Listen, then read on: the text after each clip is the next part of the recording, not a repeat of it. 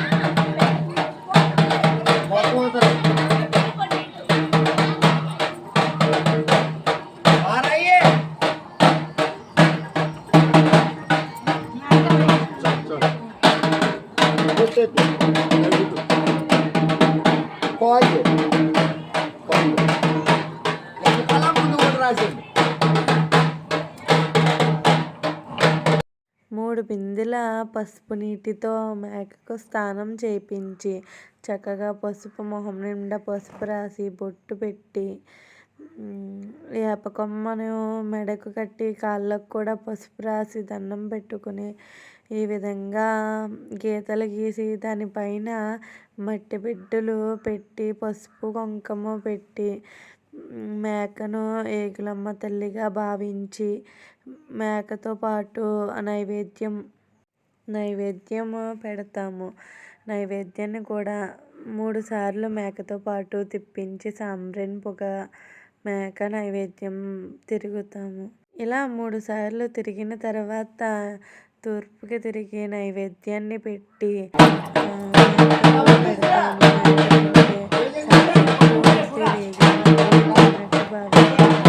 చక్కగా మేక అయితే తిన్నది.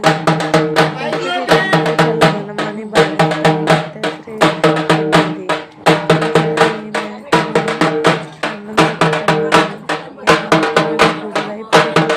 దండం పెట్టుకుని మొత్తం ఇంట్లో ఉన్నవారు మొత్తం అందరూ ఒక్కొక్కరు 3 సార్లు పైకి లేపి దండం పెట్టుకోవాలి. ఈ విధంగా అందరూ దండాలు పెట్టుకున్న తర్వాత మేకను మొత్తం మొక్కుకున్నవారు ఇంటింటికి తిప్పి వీధి తిప్పి ఊరంతా తిప్పి భజంత్రీలతో గుడికి తీసుకెళ్తారు. గుడికి తీసుకెళ్ళిన తర్వాత మేకను అక్కడ బలిస్తారు. ఈ విధంగా ఇంట్లో వారు ప్రతి ఒక్కళ్ళు పిల్లలతో దండం పెట్టుకోవాలి. ఈ విధంగా మేము ప్రతి సంవత్సరం జరుపుకుంటాము. ఈ వీడియో చూసిన వారికి కూడా వారి కుటుంబము కూడా శ్రీ వేగులమ్మ తల్లి చల్లగా కాపాడుతుంది అని భావిస్తున్నాను.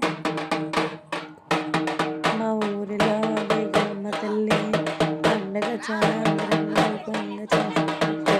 నైట్ ప్రోగ్రాములు అవి పెడతారు.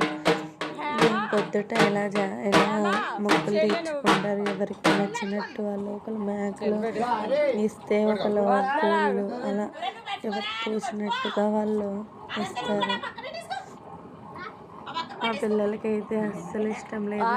ఇన్నాళ్ళు పెట్టించి దాంతో ఆడుకుని చేసి చాలా పెంచిన తర్వాత మేకలు ఇవ్వడానికైతే మంచిగా తీర్చాలి కదా. వేగులమ్మ తల్లికి ఇస్తే మనకి ఇంకా చూస్తుంది. మా గ్రామ దేవత వేగులమ్మ తల్లికి గుడికి వెళ్ళి దండం పెట్టుకుని వచ్చాము.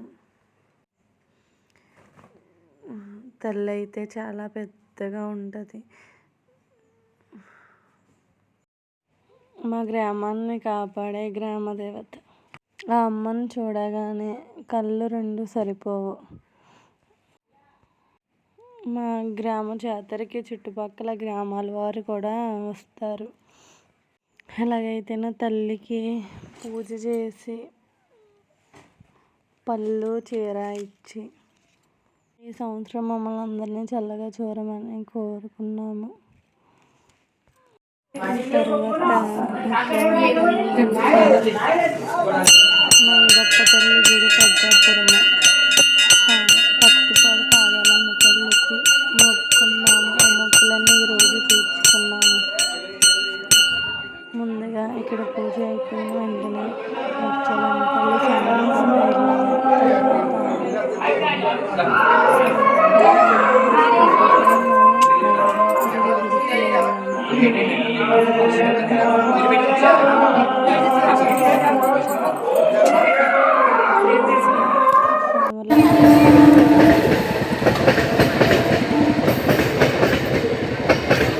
తాగడమో